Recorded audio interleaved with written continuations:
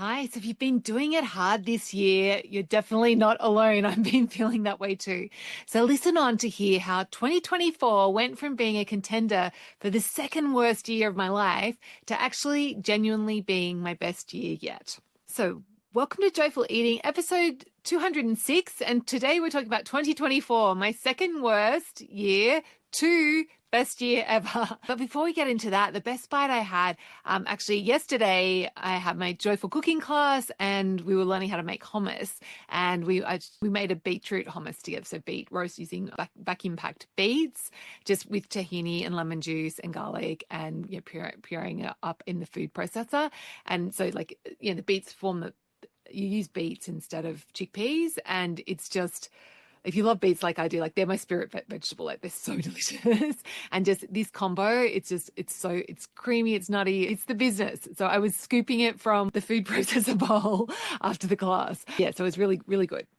Okay, so a plan for today is, first I'm going to share, first of all, like why 2024, for a long time, I thought it was my second worst year ever. And I was actually saying that to myself and telling other people. And then I'm going to share with you how it actually turned out to 2024, how it actually now became my best year ever. And then I'm going to share 6 lessons from the year, and I've got a bonus lesson for you as well. So why was 2024 looking at being the worst year of my life, second worst year of my life? Okay, so first of all, actually let's track back. So if you're probably wondering, like, what was, if this was almost the second worst year of your life, what was the worst year? And clearly, without nothing has ever come close to it. 2004 was my worst year ever. So in that year, I was newly married, and I got split up with my husband at the time. I was working as a winemaker in the Barossa Valley, and I drove my ute home from the pub when I was hammered, and so crashed that, which meant that I had to pay for a ute, and that was broken. And then I also lost my job at the winery because of driving under the influence. So yes, not a great year. Anyway, so yes, luckily we don't have to go back to 2004. But anyway, 2024 was tracking along to be similar. And I was actually there were multiple months where I was thinking, oh, this is so awful, like my life is terrible. And so what made me think that? Basically, I had some life stuff going on, right? Like this happens to all of us, but there was some health stuff. First of all, like my liver function tests weren't great from my doctor, which so that kind of stressed me out a bit. And then I was getting some hormonal, like I'm 52, so you can imagine. And that was causing me like waking up in the middle of the night. And so then that was leading to insomnia. And of course, when you're not sleeping, everything feels bad, everything feels hard. And that was really scary. And then in August, a family member like had some mental health crisis, and they were in and out of hospital for a good couple of months there. And that was really, really stressful. Like I had all those things going on, and the hormone stuff at the same time. And that, first of all, it was just, the hot flushes and heart palpitations, but it ended up actually being some anxiety as well that came into it. Yeah, all that combined was just, and also, not achieving any of my goals, my work goals, and just feeling like I was behind in my work. And so that was, all those things contributed to it feeling like, oh, this is the second worst year of my life. But anyway, good news. The good news is 2024 actually did a big turnaround in the last couple of months. And so how did that happen? Like, why did I now look? And actually, you went for a walk yesterday with a friend of mine, and I was saying to her, I was telling her that, actually, I really feel like 2024 has been the best year of my life. And I was like, and it really didn't feel like that for a lot of it. And so why did I have that change of heart? And basically, first of all, I'm in a much better place now. Like family members' health is better, got the hormones under control, or being managed in a much better way, so that anxiety's gone away. And so that definitely feels better. I solved my liver problem. So that feels good. So yeah, my life circumstances are better now. And my sleep, I did some work with a sleep coach and got my sleep back on track. So that all feels good. But the reason why, okay, so that could have just meant that 2024 was, I could still be seeing it as like I've had this hard year. Um, and I could still be seeing it as the second worst year of my life. But I actually genuinely have discovered that where I am now, I've like got here by learning the lessons that I learned in 2024 from going through those challenging times and failing at all my goals and having those hormonal challenges. Like I learned some really important lessons that I can see now are lessons that have been a long time coming for me, and that I'm having learnt them now. I'm just, it's opened up so much possibility in my future. Like I feel so much more excited about life and where I'm heading, and just as I and aging and all of it. And it came from learning these lessons, like just yeah, so it's really been a transformational year for me, and being able to see that, to see the lessons as a gift is just, it's so good. So I just invite you, like just wherever you're at, like however your year's been so far, we're almost at the end of it. Like what's 2024 been like for you? If you've been achieving goals and winning and feeling great, amazing, like great, that's a great year. But if you've actually been going through some struggles like I have, I invite you to actually think about the lessons that you've been getting and see that as a gift, and actually see that as, this is way more valuable than having like achieving my goals and having an amazing year. Like this is like the best part of life. I know that sounds crazy, but yeah, that I really genuinely believe that when we're learning and growing in this way, like it's really what we like. It's so good. So now that we know that 2024 has actually been, I've decided that it's been my best year ever. So what were the lessons that made all that pain worth it? So the hugest one for me that I got from working with my sleep coach was just uncovering that I have always, and I don't know why, but I have always associated my self-worth with achievement. So when I achieve things, when I succeed at doing things, then that makes me a worthy person. And so the fascinating thing, that when I was working, like my sleep coach uncovered this and we were working through this, I realized that every other person in my life, any other person on the planet, I don't expect them to achieve anything at all to be worthy of love and being a good person. And that achievement doesn't make them a better person. So yeah, like my children, I don't expect them to achieve anything. Like they're worthy exactly as they are. But me, I had this separate set of rules for me, is that I was only worthy when I was achieving my goals, and I was only worthy when I was being successful.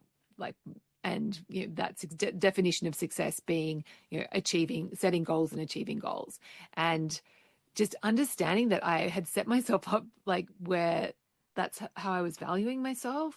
Once I shone a light on that, I was like, whoa, like, because it was a lot of it was subconscious. Once I shone a light on it, I was like, no, that's not cool. I don't want to treat myself that way. I don't want to live that way. And so I just made that decision then that no, I'm going to give myself the gift of feeling like, letting myself feel worthy exactly as I am. And yeah, of course, great to work on goals and great to be achieving things, but I don't need to do any of that in order for me to be worthy as a human. Like I can actually value and accept and love myself exactly as I am. And that has been like the most freeing, best lesson I could have learned. Like that has radically changed how I feel about life, how I feel about myself, how I feel about, yeah, everything. It's like it's really been a huge one. So even if I had only learned that lesson, that would have been enough to make 2024 the best year ever, because now I can go. And of course, there are times where I slip back into achievement thinking, and I catch myself and I coach myself and remind myself, no, like you don't have to achieve that. You are worthy as you are. So because it's only a new thing for me. However, like moving forward, like I feel so much more ease and peace in my life, in myself, and so much more acceptance and joy just from making that change. And I don't want to go back to that conditional way of being. Like, it's not cool. It's not fun. It causes so much pain, and it's like so good that it's optional. Like, I can actually just choose to be worthy as I am. So that's been huge. So then that was lesson number one. Lesson number two was, yes, and see a specialist for hormone needs. So when I first was having those symptoms, went to two different GPs. We actually found a new GP who I do like, and she prescribed some HRT, and that was took that for a few months, and that was working well. But then, of course, it did. Then until it wasn't working well anymore, and then I went back to her, and then she was like, "Oh, just increase the dose," and it just felt wrong. And so I actually found a doctor that specializes in menopause, and started seeing a menopause doctor. And rather than actually increasing my estrogen, my menopause doctor actually radically reduced the estrogen. Like, so still taking some, but not like a quarter of what my GP had got me on. And yeah, so that of course, over time we've got that settled down. So that's been huge. But yeah, so just wanted to share this lesson so that if and or when you are going through any hormonal stuff, definitely see, because it's so complicated, and because it's like, it's not just, these symptoms equal high estrogen. Like, it's about that balance between estrogen and progesterone. There's like a lot that goes into it. So it's really complicated. So see someone that specializes in it to get help if you are having symptoms. That being said, like, where I'm at now with my HRT is like feeling really good, touch wood. So yeah, it is, I really am glad that I've got that support. Okay, so that's lesson number three is, oh yes, creating a healthy relationship with sleep. So that has been huge. And one of the things so what happens with sleep is that you start to have, like, so you got some hormonal stuff, you start to waking up, and then you get like sleep anxiety, because you start stressing about your sleep. So, and it becomes this vicious cycle. And one thing that I realized about myself is that I had been, because I actually had heard about this guy, his posts, does a YouTube guy, and he's like, on this mission to reverse aging, and that he had a perfect sleep score, like getting 100% on his sleep tracker every night for 6 months. And I was like, and he's probably longer than that. And so in my brain, in the back of my stupid perfectionist subconscious, like, I was starting to compare myself to him and wanting my sleep to be this perfect thing. And so that's been a really great lesson to shine the light on that, and actually realize and actually decide that, no, my sleep doesn't have to be perfect. It's okay. And also just trusting that my body is going to get what it needs. Like, and yes, if I do have a bad night's sleep, often the next night I'll have an amazing sleep, right? And so my body is wise. My body can figure it out. Like, it can help me navigate these hormonal changes. It can help me navigate any other sleep disturbances that come up, and I don't have to do it perfectly. And when I let go of that perfection, ironically, of course, my sleep's been improving ever since. But yeah, that's been a huge one. Lesson number 4, oh yes, the joy of being in the moment and actually being a human being rather than a human thinking, because I'm definitely in that achiever mode of someone who is always thinking, always problem solving, blah, blah, blah. And so I've actually, again, from doing the work with my sleep coach, been actively focusing on being more in the moment. And the tool that I've found the most helpful for that, like, I was already a meditator, so like that's definitely a helpful habit.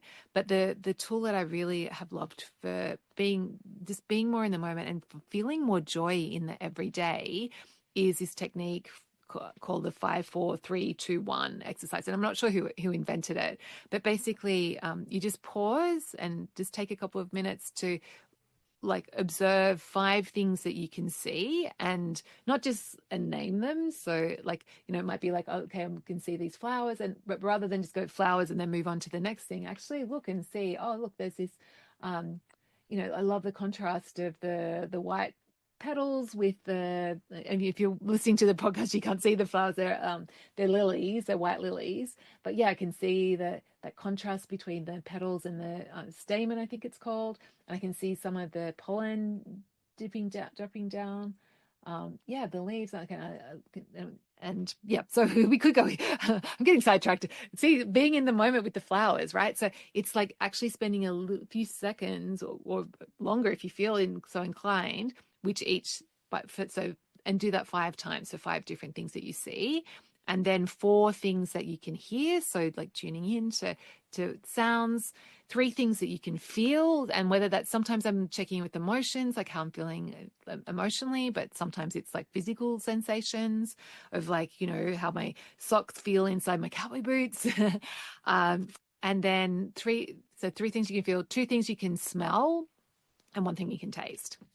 So yeah, that exercise, I've been doing that like 3 times a day. And the thing that I've noticed from doing it is that when I'm not actively doing the exercise, I'm more present and I'm actually noticing more things in life.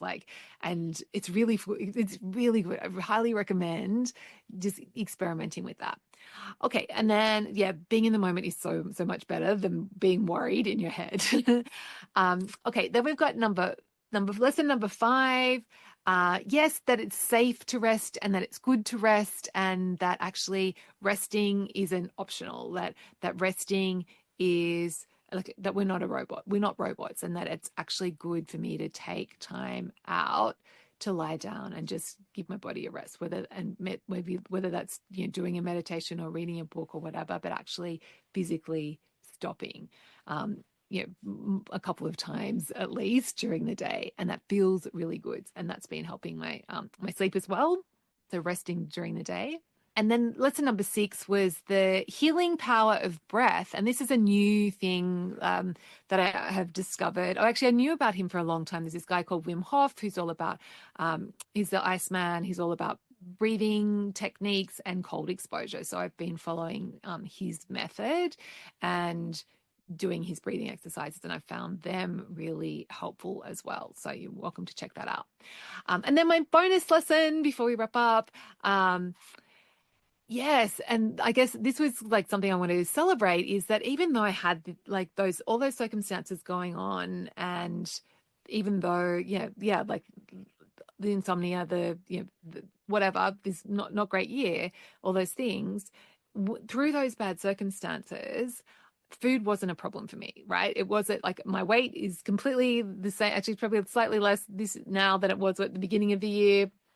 But like I ate well throughout it, and I wasn't using food to cope with the stress and cope with the negativity most of the time. I'm sure there were some times that I did, but I didn't do it perfectly. But I was eating in a way that felt good to me, that supported me, and it feels really good to have that healthy relationship with food, and also with alcohol as well. Like this would have been the year I've drunk the least out of, in all my time on the planet. So yeah, not turning to alcohol either in difficult times is such a win for me, compared to, if I think back to 2004, that 2004 Jules was definitely hitting the bottle. So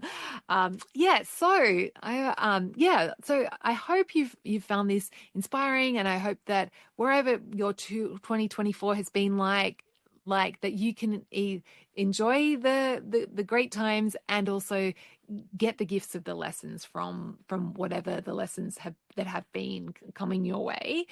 And if you want 2025 to be your best year from a food and health perspective, so there are 2 fun ways to work with me so I can help you to make that happen with ease. First is called Joyful Cooking in 90 Days, which is my coaching group, which is really fun, that walks you through my simple, doable 3-part process for cooking without recipes. So doors for that are now open. And so if you sign up today, sign up today so you can start feeling better from the very first lesson, as you become a confident, intuitive cook who actually looks forward to making healthy meals, and with less effort than it takes to pick up takeout. So then you are able to navigate difficult life circumstances and eat well at the same time. And then the other option to work with me is the Naturally Healthy Club. So it's my 6-month coaching group, and that helps you change your relationship with food. So you become one of those naturally healthy people who feels in control of what you eat and feels better in your body and your clothes. So the next group for that is starting March 2025. So join the list to be notified when applications are open. And links for all these are in the show notes. So you'll be able to get on the list or join Joyful Cooking today. Okay, have a beautiful week, and I'll catch you next week.